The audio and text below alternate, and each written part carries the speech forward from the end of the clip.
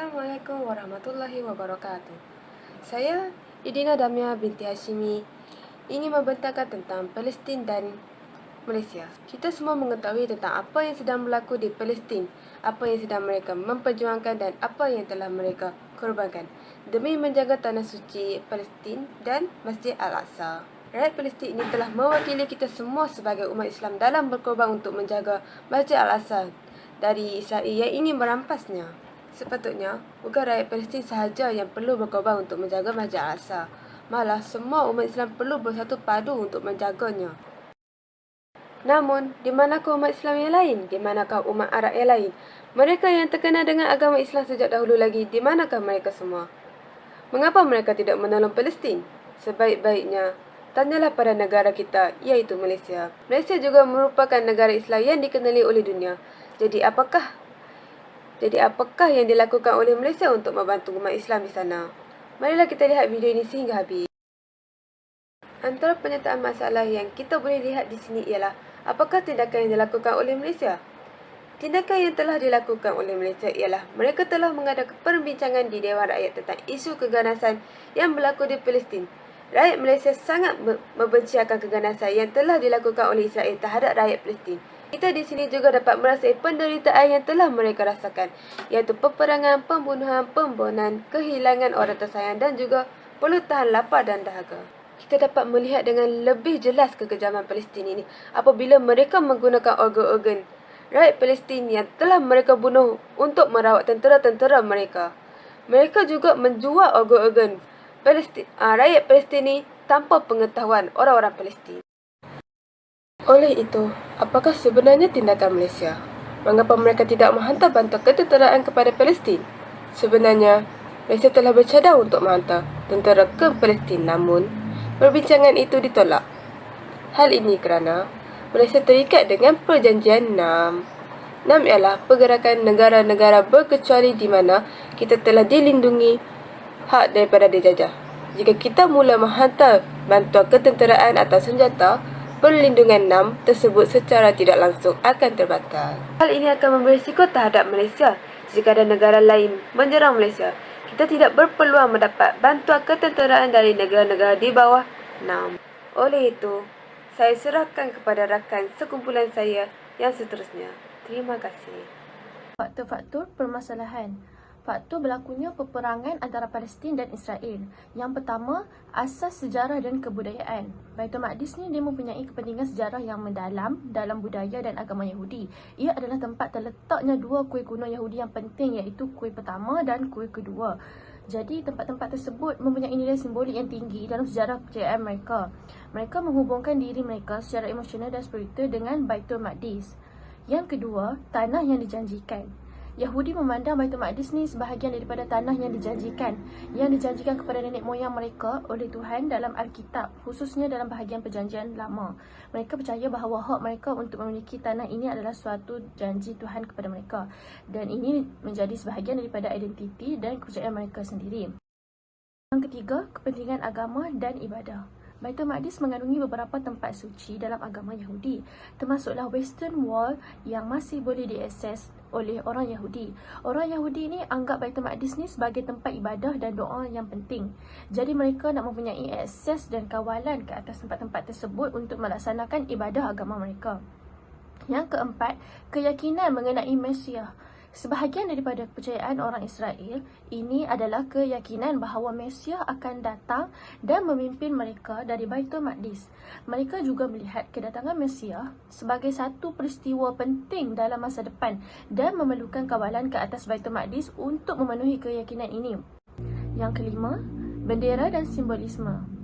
Israel ini dipercaya bahawa di bawah tapak asal Masjid Al-Aqsa terdapat Haikal Sulaiman atau Solomon Temple yang mereka anggap sebagai lambang kerajaan Nabi Daud dan tempat pemerintahan Mesias yang ditunggu mereka.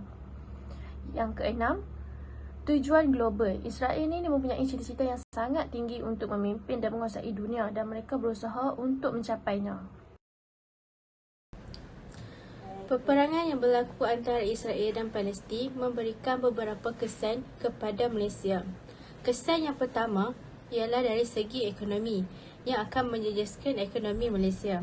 Hal ini dikatakan demikian kerana apabila peperangan yang berlaku antara Israel dan Palestin ini mengakibatkan negara-negara lain telah membuat keputusan untuk menghentikan aktiviti ekspor barangan ke negara-negara yang terpilih termasuk Malaysia.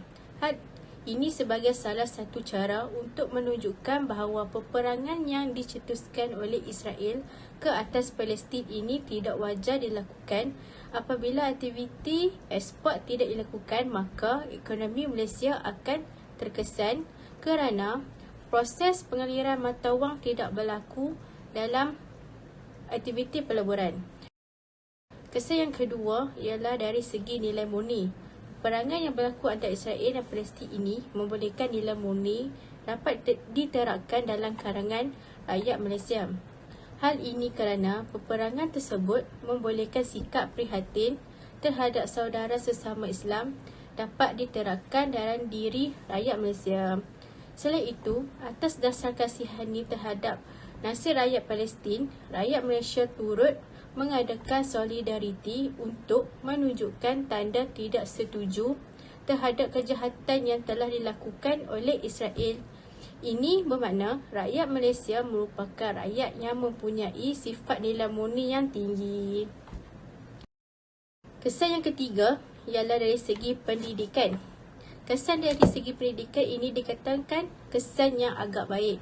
Hal ini dikatakan demikian kerana kemusnahan sekolah yang berlaku akibat peperangan Israel ke atas Palestin boleh menjadi iktibar kepada kanak-kanak di Malaysia supaya menghargai peluang untuk belajar.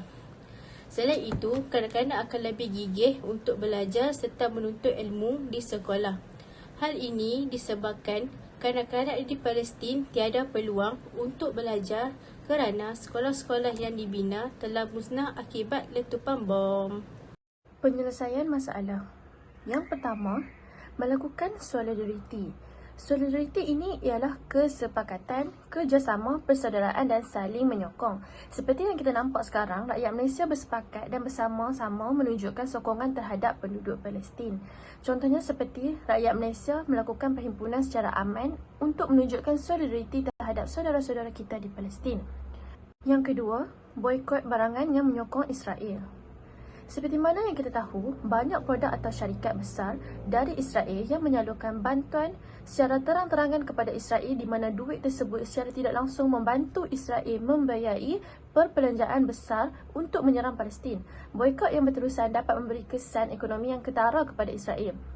Semua orang boleh menggunakan kuasa masing-masing untuk memboikot seperti tidak membeli barangan dan produk yang menyokong atau menyalurkan dana kepada Israel sesuai dengan kekejaman mereka yang melampau terhadap rakyat Palestin. Contoh-contoh produk atau jenama yang menyokong Israel ialah Starbucks, McDonald's, KFC, Pizza Hut dan sebagainya. Jadi, pengguna boleh menggantikan produk yang diboikot dengan barangan tempatan yang tidak kurang hebatnya. Seterusnya, dengan menggunakan platform media sosial. Pengaruh media sosial memainkan peranan yang penting dalam memastikan perjuangan terhadap kebebasan Palestin diteruskan, iaitu dengan menyampaikan dan menyebarkan maklumat kepada dunia tentang isu perjuangan Palestin. Hal ini kerana majoriti masyarakat pada zaman sekarang ialah pengguna media sosial yang aktif. Contoh platform media sosial seperti Facebook, TikTok dan Instagram digunakan untuk memberitahu kepada dunia tentang tindakan Israel kepada penduduk Palestin adalah salah dan menyalahi nilai-nilai kemanusiaan. Selain itu, pengguna media sosial boleh merujuk senarai produk yang menyokong Israel di media sosial sebagai panduan sebelum membeli barangan berkenaan. Sumbangan dari pertubuhan atau NGO. Selain daripada usaha terus mendoakan kepada rakyat Palestin, kita juga boleh berikan bantuan kewangan pada rakyat Palestin. Contoh beberapa pertubuhan atau NGO Malaysia Palestin yang menyalurkan sumbangan kepada Palestin ialah Aman Palestin, Cinta Gaza Malaysia dan Mercy Malaysia. Bantuan yang disalurkan seperti bantuan kewangan, bekalan makanan, pakaian dan sebagainya. Bantuan yang disalurkan berkenaan sedikit sebanyak dapat membantu para pejuang di sana sekaligus meringankan beban mereka dalam mencari bekalan makanan, malah lebih fokus berjuang mempertahankan kedaulatan tanah air. Berdasarkan huraian ini, kesimpulan berikut dapat dibuat bahawa konflik antara Israel dan Palestin masih belum selesai sehingga kini. Konflik ini mempunyai sejarah yang sangat panjang dalam era moden. Resolusi yang dibuat oleh Majlis Keselamatan PBB tidak dilaksanakan oleh Israel. Israel kekal fokus untuk menduduki wilayah di kawasan Gaza, tebing barat dan Baitul Maqdis. Korban di Palestin dan di Israel akan terus meningkat kerana kedua-dua pihak menyerang antara satu sama lain untuk mempertahankan wilayah dan satu lagi ingin meluaskan wilayah. Justru, peranan Majlis Keselamatan PBB dalam menyelesaikan konflik wilayah Israel-Palestin dianggap oleh sesetengah pihak sebagai tidak mempunyai peranan kerana faktor utama tidak menamakan konflik antara Israel dan Palestin ialah Amerika Syarikat sentiasa memveto resolusi Majlis Keselamatan PBB dan resolusi dari Majlis Keselamatan PBB tidak dilaksanakan dengan baik oleh Israel.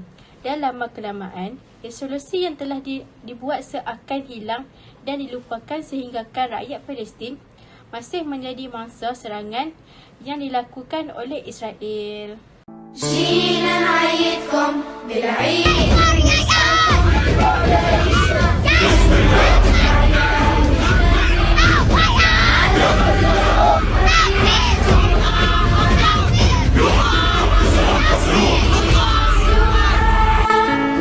سمانا عم تحلم عم تسأل الأيام وين الشمس الحلوة ورفوف الحمام يا عالم أرضي محروقة أرضي حرية مسروقة أرضي صغيرة مثل صغير أعطونا السلام أعطونا الطفولة أعطونا الطفولة أعطونا الطفولة أعطونا الطفولة أعطونا السلام Free Palestine! Free Palestine!